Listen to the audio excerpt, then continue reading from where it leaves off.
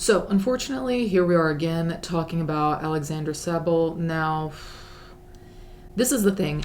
Initially, when I saw her content, I was thinking that this is typical rage bait, which to an extent I still think. On the other hand, I also have come to think that this is a particular type of content that I'm seeing in many different areas of the internet. So let's say that Alexandra's content is mostly her food content, right? The stay-at-home mom making dinner for her kids. That's the general gist. The way she does that type of content is not far off from a lot of other rage bait that I've seen where either a mom is trying to clean the house and it's still visibly dirty, but they'll say that they just cleaned the house. Obviously, then the comments come pouring in saying, hey, the house is still dirty. And that's how these people make a lot of views, a lot of money off that rage bait. But the main theme within all this rage bait, especially with the mom creators, because I think a lot of people are far more opinionated when kids are in the mix, and rightfully so.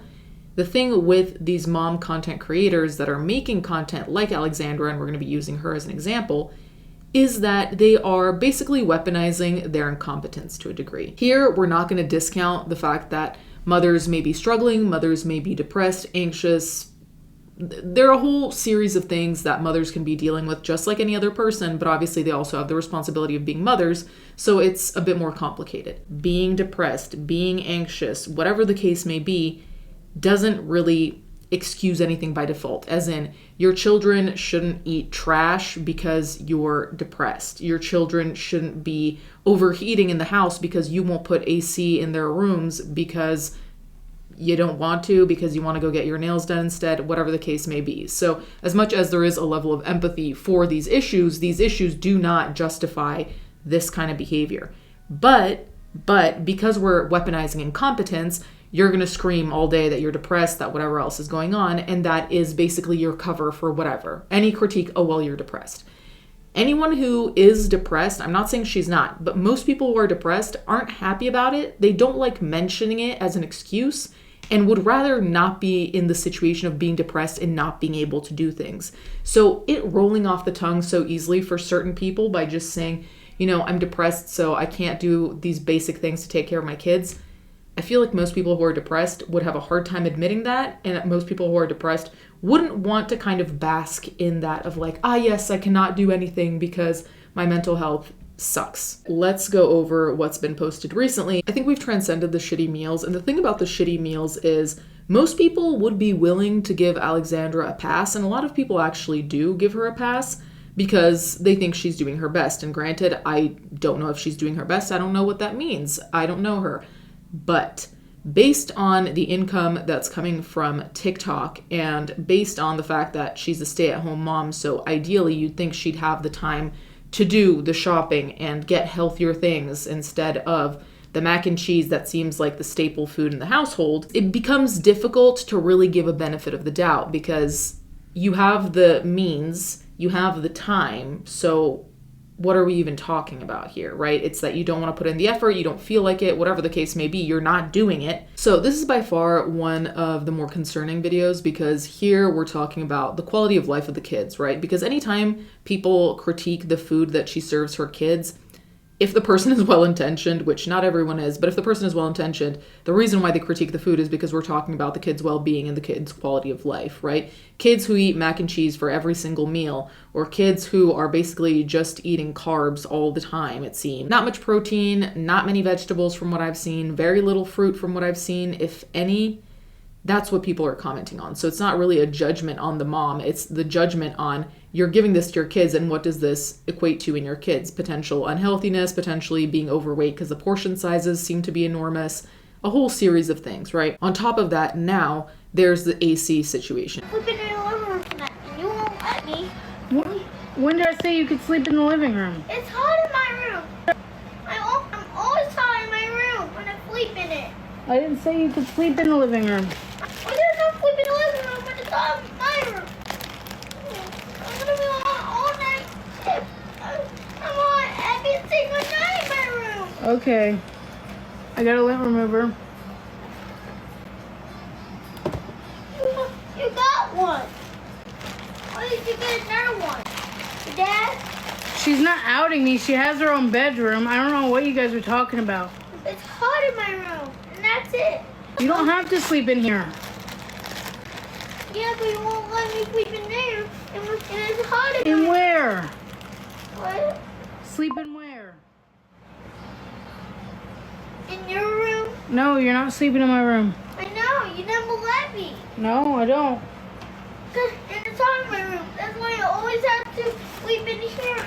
So this clip, it seems like, and it's unclear which rooms exactly have the AC, but the children's room don't have AC as far as everyone's understood. People are positing that Alexandra's room does have AC, hence why the kids would want to be in that particular room or be in the living room, which I don't know if that catches the AC. I don't really know what the setup of this house is, but for sure the kids' room is way too hot, and you can hear it in the kids' voice that they're frustrated, they're annoyed. And in fact, in the comments, people were noting kind of a similar thing, that the kid really sounds over it. And this happened on a live stream. So this is kind of why this was caught, because otherwise, obviously, she wouldn't have posted this. She would have deleted this. So this is a big point of contention because people have already been highly critiquing Alexandra for getting her nails done and doing a bunch of stuff that is, granted, self-care potentially, but also not a priority, right? So if your kids need AC or if you get your nails done, obviously those two do not have the same cost, but people would think that you would prioritize your kids having AC, especially if they can't sleep, especially if you're not letting them in your room and you're not letting them in the living room. You'd think you'd try and find a solution to that before getting your nails done. And as I've said in my prior video, it's not mutually exclusive. You can get your nails done and fix the AC, but people are really pointing out the fact of you're taking the time to get your nails done. You're not doing anything about the AC. So it's really about how proactive she's being, or rather how proactive she's not being. That is one of the biggest points because people already feel like she is not treating her kids appropriately via the food. Now, in addition to the food, we have the AC situation. It's like, okay, so you're not fully taking care of your kids in the way you should if they're distressed like this. Now, on that note, so in this next video, she is unboxing a package with an Ozempic equivalent in it.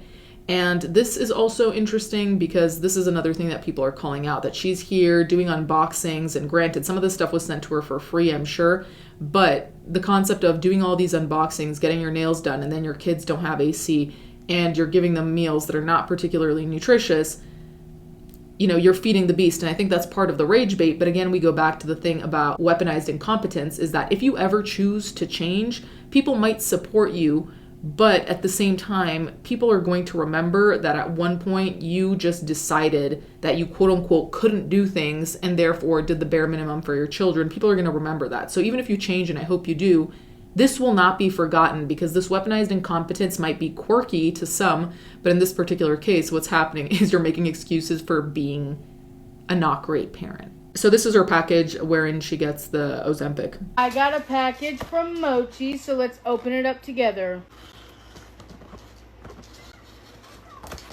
Have you been talking?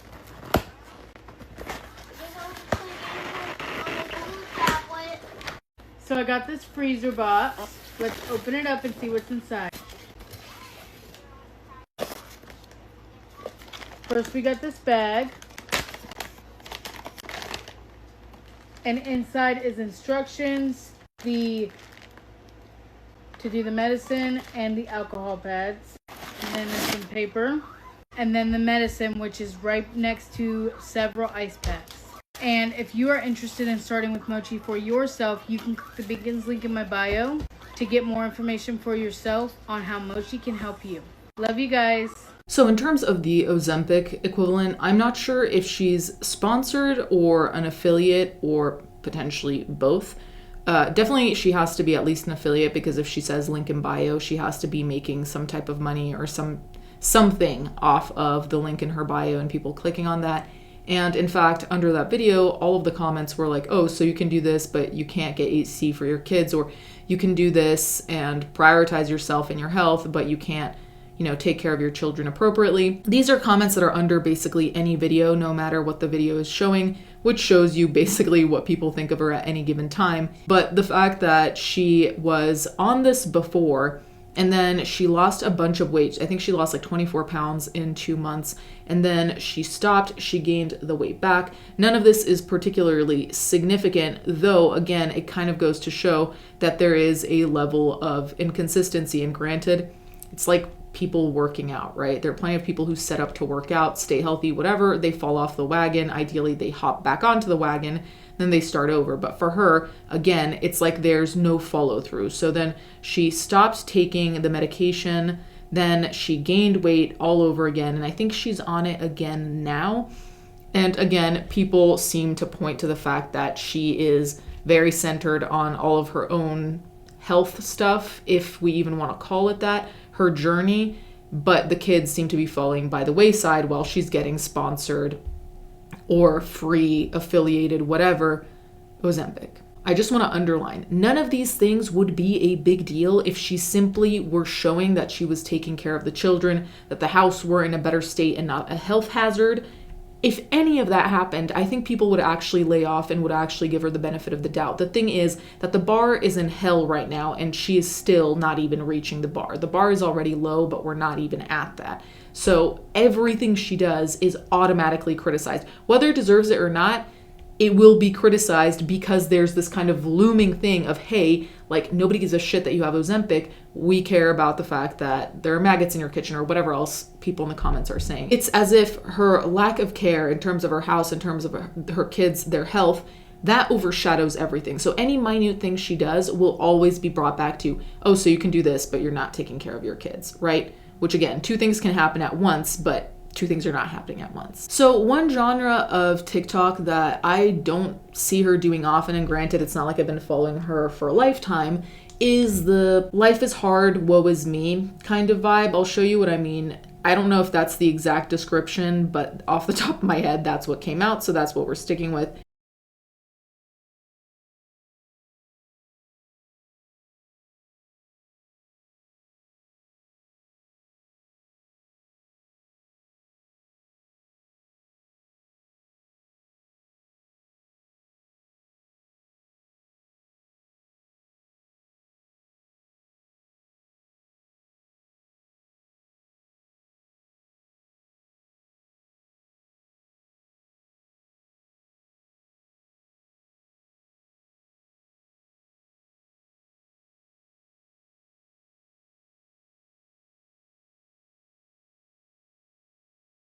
So this video is interesting to me because honestly, to some extent, there's empathy there because everyone who's been any type of content creator has been told that they don't have a real job. And I think that that's obviously not true. And I think that that's dumb. That being said, it's just funny to me that this is kind of where she wants to say like, oh, people disrespect me, don't like me, act like I don't have a real job. But it's like, you having a job as a content creator, honestly, is not anyone's concern. Like, I have seen not a singular person on the internet saying, oh, she's not really doing any work. She has no job. Like, people's issue with you is so much deeper than you being a content creator and people saying that you don't work. I don't know who this imaginary conversation was with. I'm guessing it was with no one, and this is a completely imaginary scenario if we're going to be completely honest. But regardless of that, no one has an issue with you being a content creator. And if someone thinks that being a content creator isn't a job, that's none of your business, honestly. Like, who gives a shit about what they think? If you're paying your bills, if you have money to do the things you need to do, it's a job. That being said, again, we return to the main thing.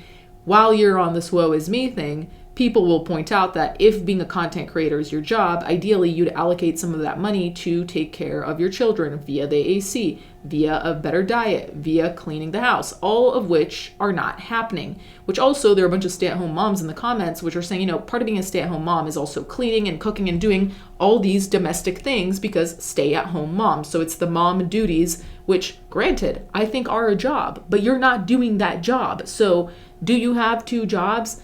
I think you're half-assing both of those jobs. So maybe you have one job total between the half-assing of one and half-assing of the other. It's not like everything you're doing here is showing a crazy level of effort. And in fact, on that note, let's talk about effort. Here we go. Me and my boyfriend both cooked tonight. I made some mac and cheese.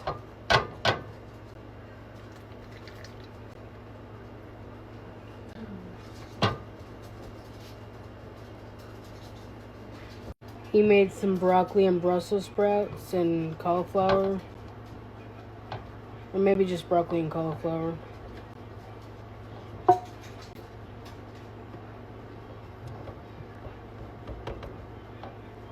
He grilled up some pork chops and hot dogs. So I'm going to give each of the kids a hot dog, and if they want a pork chop, they can have one.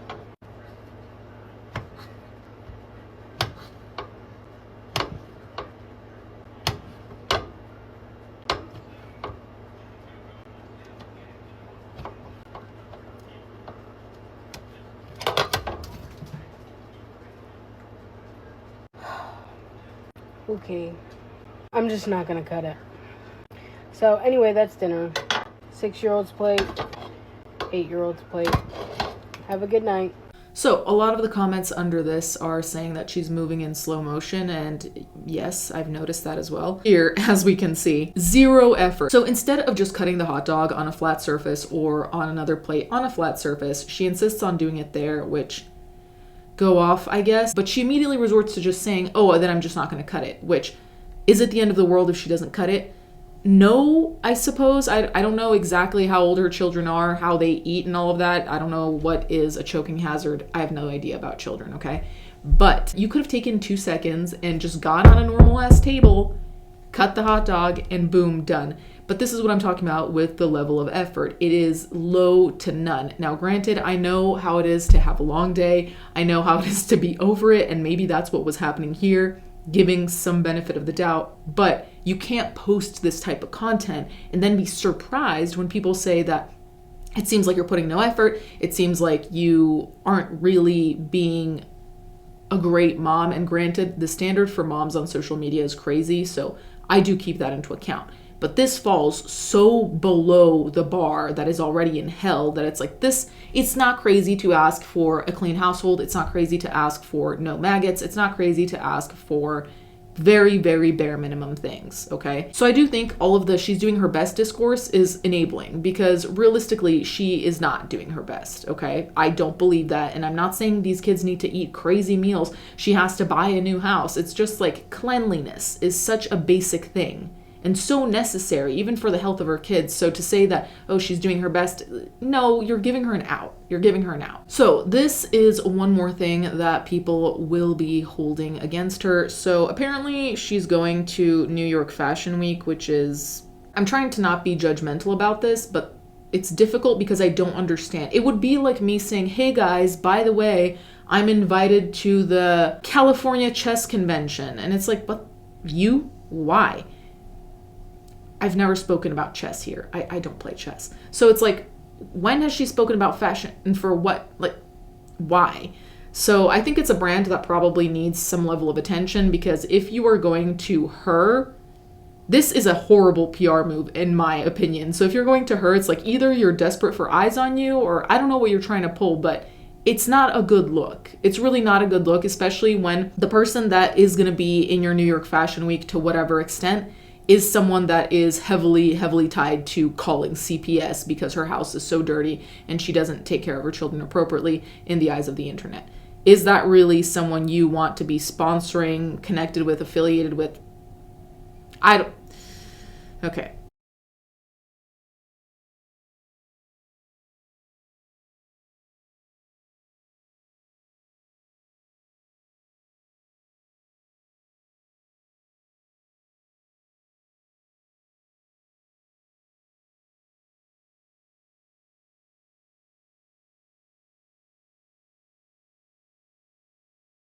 So I don't know what all this New York Fashion Week thing entails, whether she is getting paid for it, whether it's just an influencer opportunity type event with no monetary gain on her behalf. But again, we return to the conversation that people are having of like, okay, so you can go do this, but your kids have no AC. And like I said, I don't know what the monetary situation is here. So it could be that she's not actually getting paid for it and there's nothing she can really quote unquote do for her children with this experience. On the other hand, people are also claiming, like you have all these opportunities.